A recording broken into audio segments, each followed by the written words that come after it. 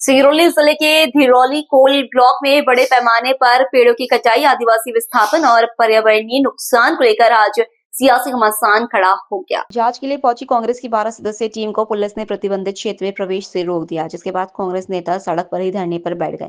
करीब 1 घंटे तक चले तनाव के बाद प्रशासन को आखिरकार झुकना पड़ा और 5 नेताओं को प्रभावित गाँव में जाने की अनुमति देनी पड़ी। इस बीच कुछ नेता वैकल्पिक रास्ते से गाँवों तक पहुंच गए और वहां खाली पड़े घरों व वीरान बस्तियों का जायजा लिया। सिंगरौली के धिरौली कोल ब्लॉक में पेड़ों की अंधाधुंध कटाई को लेकर आज माहौल गर्म हो गया।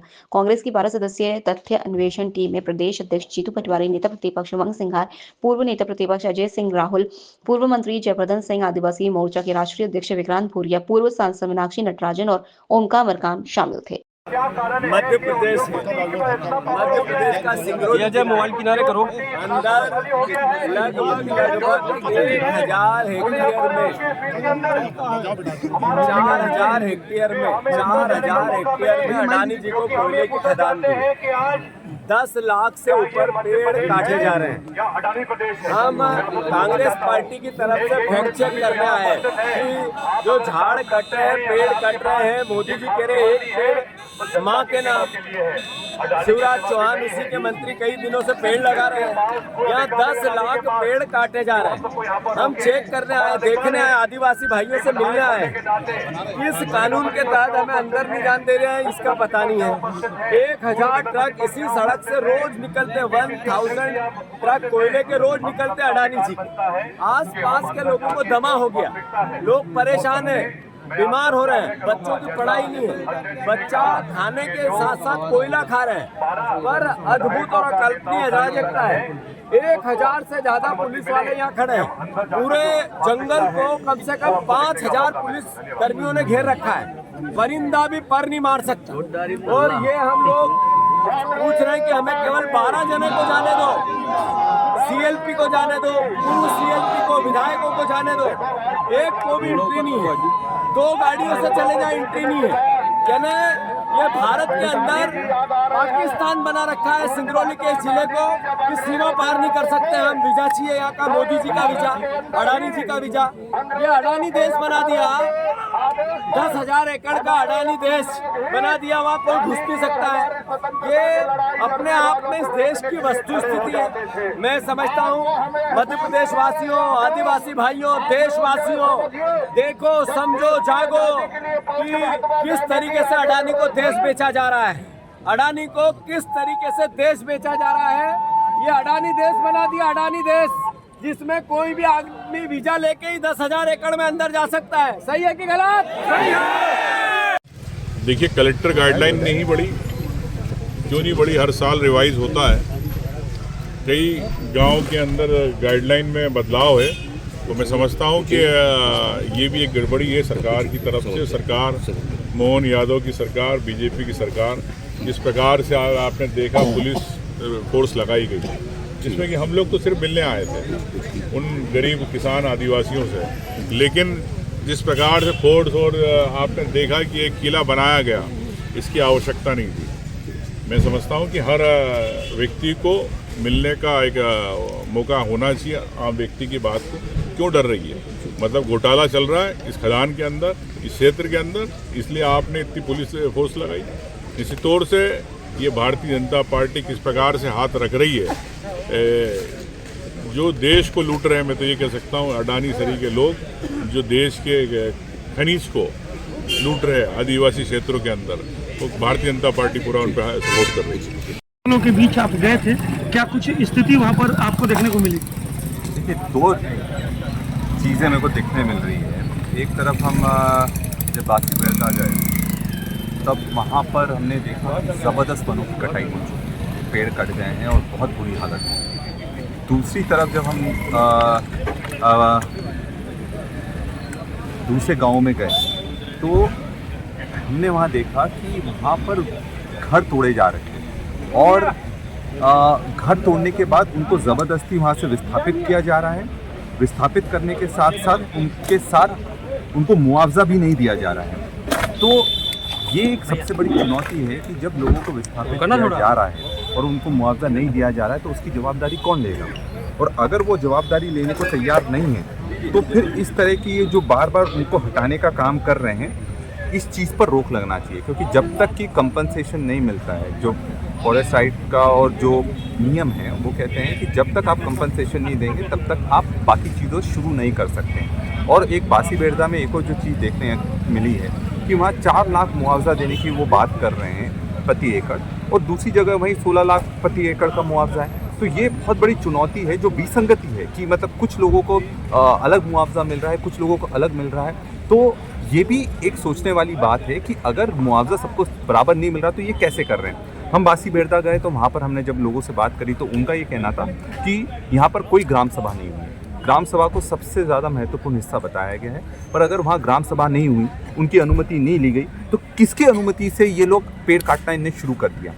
और एक और चीज़, हम जब गए एक गाँव में तो वहाँ पर हमने देखा कि पेड़ों पर जो नंबरिंग कर रहे हैं, ये कुछ पर नंबरिंग कर रहे हैं और बहुत सारे पेड़ छोड़ते जा रहे हैं। मतलब ये जो बताने के लिए जो अकाउंट में आएंगे वो कम आएंगे, और जो असली में पेड़ कट रहे हैं वो लाखों की संख्या में कट रहे हैं। क्योंकि अभी विधानसभा में जब मैंने ध्यान आकर्षण में ये सवाल करा था तो जो माइनिंग मिनिस्टर हैं, जो उन्होंने ये जवाब दिया था कि हम अभी सिर्फ 33,000 पेड़ काट रहे हैं, पर जो हम जिस तरह का नज़ारा देखकर आ रहे हैं, 33,000 नहीं, लाखों पेड़ अभी से कट चुके हैं। और कुल मिलाकर जो आंकड़ा मंत्री जी ने दिया था कि 6 लाख तक हम पेड़ काटेंगे, पर असली आंकड़ा 20 लाख के भी ऊपर जाने वाला है।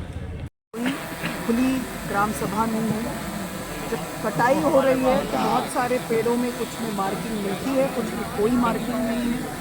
तो ये किसी तरह से जो संख्या है कटाई की, उसका भ्रामक प्रचार करने, उसको छुपाने की कोशिश है।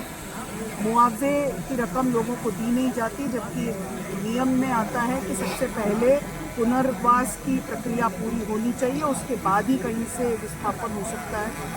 इसके अलावा जो ज़्यादा व्यापक प्रश्न है, वो प्रश्न ये भी है कि जस्ट 100 मीटर दूरी पर जहाँ पे डंपिंग हो रही है वहाँ स्कूल है, वहाँ बच्चों के मध्याह्न भोजन में कोयले के आपको कण मिल जाते हैं। पानी जहाँ भरा हुआ है वहाँ मिनटों में ही उस पानी में आपको पार्टिकल्स मिल जाते हैं।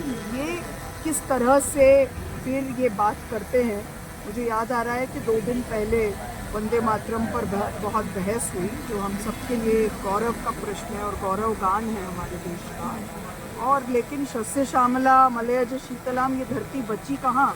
इस बात का दुख है कि हम जिस गाने को गर्व से गाते रहे हैं, उस गाने को जिस सेंटिमेंट में लिखा गया था, जो ईस्ट इंडिया कंपनी के खिलाफ जो सन्यासी फकीर विद्रोह हुआ, उस तरह से आज वैसा ही माहौल इस देश में फिर बन रहा है कि जहाँ पर वनों की कटाई होती है, जहाँ पर बिना ग्राम सभा के, बिना लोगों की कोई भी सहमति या सलाह के पूरा का पूरा उठाकर ज़मीन दे दी जाती है। विस्थापन के लिए लोग मजबूर हो जाते हैं, कोई मुआवजा उनको नहीं मिलता। और जो कटाई भी हो रही है उसमें बहुत क्लियर है कि कुछ की मार्किंग होती है और कुछ की नहीं होती। तो हम किस द्रुमदल शोभिनी की बात कर रहे हैं, जबकि हम अपनी माँ भारती को इस तरह से खंड खंड विखंडित कर रहे हैं। तो हम क्या बात कर रहे हैं और क्या गाना गा सकते हैं, किस तरह से हम अपने देश का गौरव बखान करें, जबकि वो चुनिंदा सत्ता के करीबी जो कॉरपोरेट जगत के लोग हैं उनके कब्जे में चले जाए। हम में से यहाँ कोई भी इंडस्ट्रियलाइजेशन का विरोधी नहीं, लेकिन किस कीमत पर ये करने की कोशिश हो रही है, ये किसका एकाधिपत्य स्थापित करने की कोशिश हो रही है, उसके खिलाफ हम लोग यहाँ पर हैं। और आने वाले समय में हम ये कहना चाहते हैं कि हम सब एक व्यापक मीटिंग करेंगे, चर्चा करेंगे, अपनी अगली रणनीति आपके सामने रखेंगे। लेकिन जिस तरह नियामगिरी के आदिवासियों के हक में ये फैसला हुआ था कि सुप्रीम कोर्ट की निगरानी में ग्राम सभा हो, उस तरह से अगर यहाँ पर कोई प्रयास होता तो ज़्यादा अच्छा होता। हम सब उसकी एक रूपरेखा बनाएंगे। हम सब ने आज जो अलग अलग गाँव में देखा है, हमारे नेता प्रतिपक्ष ने, प्रदेश अध्यक्ष जी ने, हमारे सीनियर लीडर कमलेश्वर पटेल जी, हमारे सीनियर लीडर राहुल भैया ने, ओंकार मरकाम जी ने, विक्रांत भाई ने, हिना कावरे जी, बाला बच्चन जी, जयवर्धन सिंह जी, हमारे तमाम लोग, आदिवासी कांग्रेस के अध्यक्ष रामू टेकाम जी, हमारे तमाम लोगों के सामने जो सवाल आए हैं, जो अलग अलग जगह लोगों से बातचीत हुई है, उसका सबका सार लेकर हम अगले कार्रवाई के लिए आपके साथ। देखिए, यहाँ पर पर्याप्त बातें नेता प्रतिपक्ष और प्रदेश अध्यक्ष मीनाक्षी जी कर चुके हैं। अरे यार मोबाइल हटाओ ना। मैं तो सिर्फ इतना ही कहना चाहूँगा कि दुर्भाग्य है कि सिंगरौली जिले में इस तरह का आतंक, इस तरह का व्यवहार आम नागरिक के साथ, भगवान न करे किसी और जिले में, किसी और क्षेत्र में इस तरह की घटनाएं बता दीजिए। आज ऑल इंडिया कांग्रेस कमेटी की तरफ से 12 सदस्यीय प्रतिनिधि मंडल नियुक्त किया गया था। वो सारे लोग यहाँ पर आए थे और जिस तरह से यहाँ के जिला प्रशासन का व्यवहार रहा वो घोर निंदनीय रहा। हम अपने ही प्रदेश में, अपने ही जिले में, अपने ही गांव में जाने के लिए जिस तरह से रोक टोक और पुलिस के साये में फिर हम लोगों को 5 लोगों को अनुमति दी गई और 2 लोग हमारे 3 लोग जो है वो पिछले रास्ते से छुप छुपा के वहाँ के आदिवासी भाइयों से मिलने के लिए पहुँचे। ये कौन सा कानून सिंगरौली जिले में चल रहा है, प्रदेश में कौन सा कानून चल रहा है, ये दुर्भाग्य का विषय है। जबकि हमारे भारत देश का संविधान और कानून ये कहता है, अनुच्छेद 19(1)(d) में ये स्पष्ट उल्लेख है कि हमारे देश का रहने वाला कोई भी व्यक्ति किसी भी प्रदेश में, किसी भी जिले में, देश के किसी भी कोने में, किसी भी गांव में जा सकता है, मुलाकात कर सकता है और वहां रुक भी सकता है। पर दुर्भाग्य है मध्य प्रदेश में सिंगरौली जिले में पुलिस के साये में जैसे आतंकवादी यहाँ रह रहे हो और हमारे जो चुने हुए जनप्रतिनिधि जो यहाँ पे रह रहे हैं, कोई भी जाना चाहता है या जैसे आज डेलीगेशन आया था, जिस तरह का बर्ताव हुआ, ऐसा लगता है कि पूरी तरह से यहाँ का प्रशासन किसी एक कंपनी विशेष के लिए काम कर रहा है, यहाँ की जनता के लिए काम नहीं कर रहा है। उसकी हम निंदा करते हैं और यहाँ के प्रशासन से हम मांग करते हैं, प्रदेश सरकार से मांग करते हैं कि जो अवैध कटाई और बिना विस्थापन पुनर्वास की नीति को नियम विरुद्ध जो काम हो रहा है, इस पर तत्काल रोक लगाई जाए, स्थानीय लोगों को न्याय दिया जाए और ये जंगलों की कटाई पर रोक लगाई जाए। आप सभी लोग बासी बिरदह में आए हैं, देख रहे हैं कि भारी संख्या में कांग्रेस के कई नेता भी यहाँ पे आए हुए हैं, दर्जनों की संख्या में। क्या कुछ कहेंगे इसको लेकर के? देखिए, है क्या कि पूरे भारतवर्ष और मध्य प्रदेश की अगर हम बात करते हैं तो यहाँ पे जो भी अडानी और अंबानी का जो ग्रुप चल रहा है, उनसे पूरा जो हमारे प्रदेश की जनता जनार्दन है वो त्रस्त हो चुकी है। जो एक तरफ भारतीय जनता पार्टी कहती है माँ के नाम एक वृक्ष, ये उनका संकल्प चलता है और वो वृक्ष लगाते हैं, लेकिन अडानी के माध्यम से उसी वृक्ष को उजाड़ा जाता है, उसी वृक्ष को काटा जाता है। उसकी हम सभी घोर निंदा करते हैं और उसी के विरोध में आज हम सब जो हरिजन आदिवासियों को उजाड़ा जा रहा है, गांव के गांव को पृथक किया जा रहा है, उनके घरों को ध्वस्त किया जा रहा है, उसी के विरोध में हम सब हरिजन आदिवासियों के साथ कांग्रेस सरकार सदैव निरंतर खड़ी रही है। उसी के तारतम्य में आज हम सब यहाँ पे धरना प्रदर्शन करने के लिए एक सांकेतिक धरना प्रदर्शन के रूप में हम सब आए हैं और हमारे जिला मऊगंज के श्री सुखेंद्र सिंह बन्ना जी के नेतृत्व में मेरे को ये लग रहा है कि यहाँ पे जितनी भी गाड़ियाँ आई हुई हैं और जितने भी यहाँ पे हम लोग जन सैलाब दिखाई दे रहा है, इसमें से 50% श्री सुखेंद्र सिंह बन्ना जी के समर्थक यहाँ पे आए हुए हैं।